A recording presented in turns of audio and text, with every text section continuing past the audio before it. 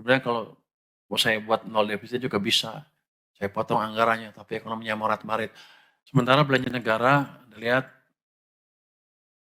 mencapai 3.451,4 triliun rupiah, itu 95,3% dari target. Pemerintah pusat mencapai 2.602,3 triliun, itu 96,3% dari target.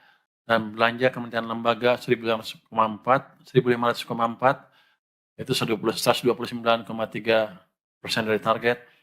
Belanja non-KL 1.102 triliun rupiah, 71,5% dari target. Transfer ke daerah kita salurkan 849,0 triliun rupiah atau 92,3%. Kalau Anda lihat di sini kalau kita lihat dari presentasi dari APBN-nya, yang pendapatan negara kan hanya 91, sedangkan belanja 95,3.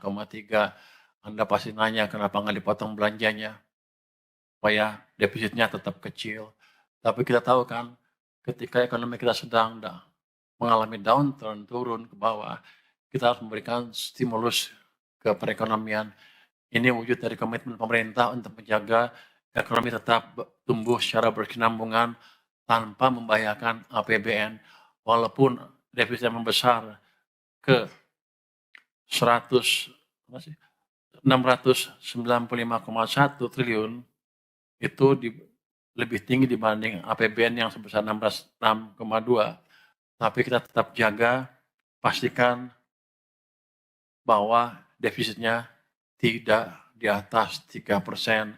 Defisitnya memang naik ke 2,92% dari rencana awal 2,53%. Ini tadi dengan misi untuk menjaga ekonomi tetap bisa berekspansi di tengah tekanan global yang tinggi. Inilah kebijakan real dari countercyclical yang sering saya bilang selama ini. Sebenarnya kalau mau saya buat nol defisit juga bisa. Saya potong anggarannya, tapi ekonominya morat-marit. Jadi ini adalah kepiawaian dari teman-teman di Kementerian Perekonomian Keuangan untuk memastikan ekonomi bisa bertumbuh terus tanpa mengorbankan sisi kehati-hatian dari fiskal. Walaupun gelembung, kita pastikan di bawah 3%. Ini adalah standar Maastricht Treaty yang paling ketat. Jadi kita mengacu ke sana terus walaupun keadaan agak menekan kita ya. Jadi belanja negara adaptif dan akomodatif terhadap berbagai program prioritas ini untuk menyejahterakan rakyat.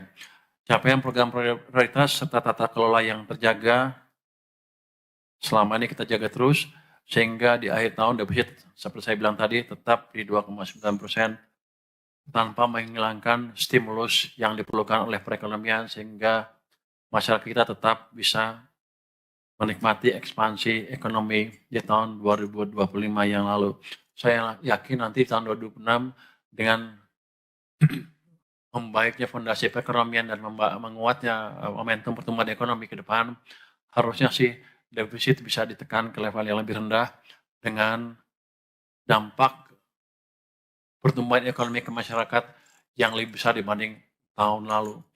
Tahun ini kita asumsikan pertumbuhan ekonominya 5,4%, tapi kita akan coba tekan ke level yang lebih tinggi lagi. Mungkin itu pembukaan dari saya untuk kinerja APBN. Anda, apa saya terus? Pak Swahasi aja, silakan Pak Swah. Terima kasih Pak Menteri, teman-teman media semua. Download Tribun X sekarang, menghadirkan lokal menjadi Indonesia.